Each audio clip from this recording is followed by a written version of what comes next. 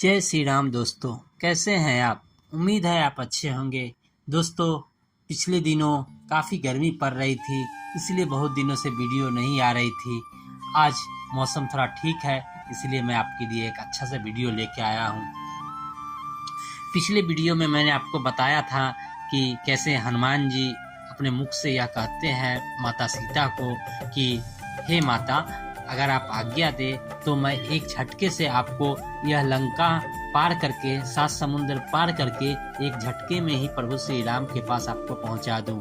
इसके बाद माता सीता हनुमान जी से क्या कहती हैं वो आपको विश्लेषण करने वाला हूं। कृपया ध्यान से सुनिएगा, प्रभु श्री राम का आशीर्वाद आपको मिलेगा। तो चलिए आपको शुरू से बताते हैं।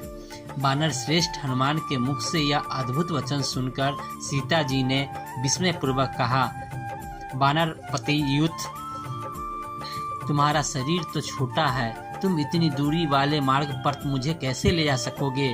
तुम्हारे इस दुस्साहस को मैं वानर उचित चापलता ही समझती हूँ। सीता का अपने प्रति अविश्वास हनुमान को अपना तिरस्कार सा लगा। फिर उन्होंने सोचा कि मेरी शक्ति और सामर्थ्य से अपरिचित होने के कारण ही ये ऐसा कह रही है, अतः इन्हें यह दिखा देना ही उचित होगा कि मैं अपनी शक्ति इच्छा अनुरूप रूप धारण कर सकता हूँ। ऐसा सोचकर वे बुद्धिमान कपिवर उस वृक्ष से नीचे कूद पड़े और सीता जी को विश्वास दिलाने के लिए बढ़ने लगे। क्षण मात्र में ही उनका शरीर मेरू पर्वत के समान ऊंचा हो गया।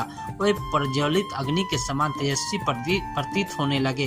तत्पश्चात पर्वत के समान विशाल काय, तांबे के समान लाल मुख तथा वज्र के समान दाढ़ी और नख वाले भयानक महाबली वानर वीर हनुमान विदेह नंदिनी से बोले, हे देवी, मुझमें पर्वत, वन, अटलाका, 4 दीवारी और नगर द्वार सहित इस लंकापुरी को रावण के साथ ही उठाकर ले जाने की शक्ति है। अतः हे विदेह नंदिनी, आपकी आशंका व्यर्थ है। हे देवी, आप मेरे साथ चलकर लक्ष्मण सहित श्री रघुनाथ जी का शोक दूर कर दीजिए। हनुमान जी के आश्चर्यजनक रूप को विस्मय से देखती हुई सीता जी बोली, हे पवनसुत हनुमान, तुम्हारी शक्ति और सामर्थ्य में अब मुझे किसी प्रकार की शंका नहीं रही है। तुम्हारी गति वायु के समान और तेज अग्नि के समान है, किंतु मैं तुम्हारे प्रस्ताव को स्वीकार करने में असमर्थ हूँ। मैं अपनी इच्छा से अपने पति के अतिरिक्त किसी अन्य पुरुष के शरीर को स्पर्श नहीं कर सकती। मेरे जीवन में मेरे शरीर का स्पर्श केवल एक पर पुरुष ने किया है और वह दुष्ट रावण है, जिसने मेरा हरण करते समय मुझे बलात् अपनी गोद में उठा लिया था। उसकी वेदना से मेरा शरीर आज तक जल रहा है। इसका प्रायश्चित तभी होगा जब राघव उस दुष्ट का वध करेंगे। इसी में मेरा प्रतिशोध और उनकी प्रतिष्ठा है।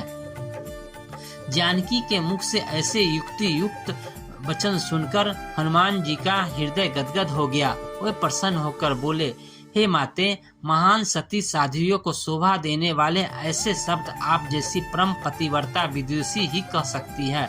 आपकी दशा का वर्णन मैं श्री रामचंद्र जी के विस्तार पूर्वक करूंगा और उन्हें शीघ्र ही लंकापुरी पर आक्रमण करने के लिए प्रेरित करूंगा।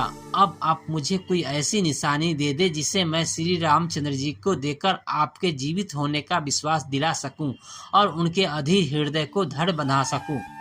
हनुमान के कहने पर सीता जी ने अपना चूड़ामणि खोलकर उन्हें देते हुए कहा, यह चूड़ामणि तुम उन्हें दे देना।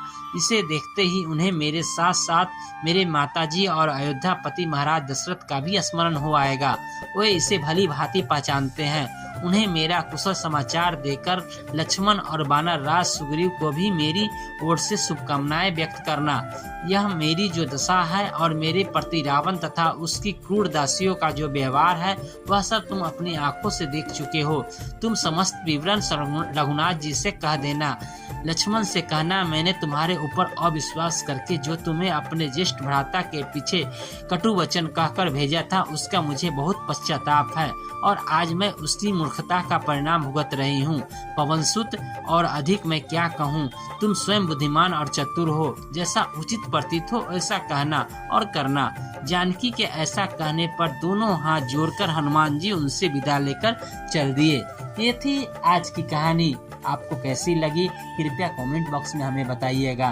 तब तक के लिए जय श्री राम। आपका दिन शुभ हो।